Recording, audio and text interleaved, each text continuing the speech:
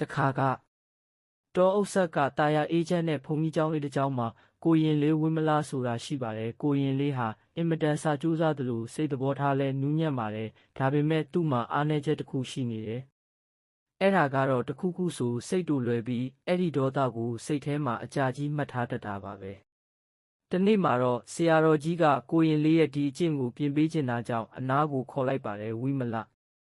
ဒီနေ့တော့မင်းကိုစာအုပ်ထဲကစာတွေထက်ပိုအရေးကြီးတဲ့သင်ခန်းစာတစ်ခုသင်ပေးမယ်ဒီကြောက်ခဲကိုယူသွားပြီးတနေ့ကုန်လက်ကမချပဲကင်ထားပါလို့မိန့်ပါတယ်ကိုရင်လေးဟာဆရာတော်ခိုင်းတဲ့အတိုင်းကြောက်ခဲကြီးကိုကင်ပြီးကျောင်းဝင်းထဲမှာလဲဝင်ကျုံရေခတ်တာဝန်တွေကိုထမ်းဆောင်ပါတယ်မနက်ပိုင်းမှာတော့ကြောက်ခဲလေးကတိတ်မလေးသေးပါဘူးဒါပေမဲ့နေ့လယ်ဆောင်းလာတဲ့အခါတခြားကိုရင်လေးတွေကကစားနေကြပြီးဝိမလကိုကြောက်ခဲကြီးကင်ပြီးဘာလုပ်နေတာလဲလို့ဝိုင်းစားကြပါတယ်ဝိမလကစိတ်တူချင်ပေမဲ့ဆရာတော်ကြီးစကားကိုနားထောင်ပြီးအောက်အဲသီးခံနေရပါတယ်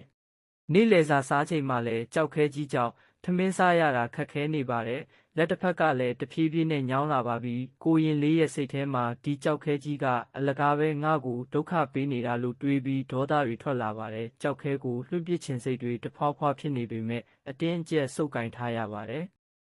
ညနေဆောင်တော့ကိုရင်လေးဟာဆရာတော်ကြီးစီကိုပြန်သွားပါတယ်မျက်နှာကတော့တိတ်မကောင်းတော့ပါဘူးညောင်းညာနေတဲ့လက်ကိုလည်းတုံတုံရင်ရင်နဲ့ကင်ထားရပါတယ်ဆရာတော်ကပြုံးပြီးဘလို့လဲဝိမလကြောက်ခဲကြီးကလေးသလားလို့မေးပါတယ်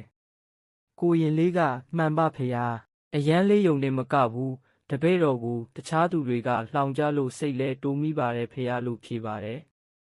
ဒီအခါမှာဆရာတော်ကြီးကအေး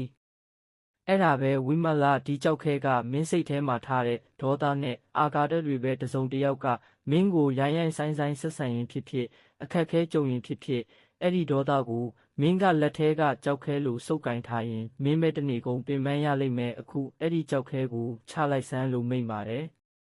ဝိမလကြောက်ခဲကိုချလိုက်တဲ့အခါမှာတော့တကိုယ်လုံးပေါ်ပါသွားသလိုခံစားလိုက်ရပါတယ်ဒေါသဆိုတာစုပ်ကင်ထားတဲ့၍ကိုကိုပဲလေးလံစေတာပါလားဆိုတာကိုကိုရင်လေးဝိမလတဘဝလုံးစာမှတ်သားသွားပါတော့တယ်ချစ်ပရိသတ်တို့လည်းကိုယ့်ရဲ့စိတ်ထဲကဒေါသကြောက်ခဲတွေကိုတခါတလေတော့ချထားလိုက်ကြပါဦးနော်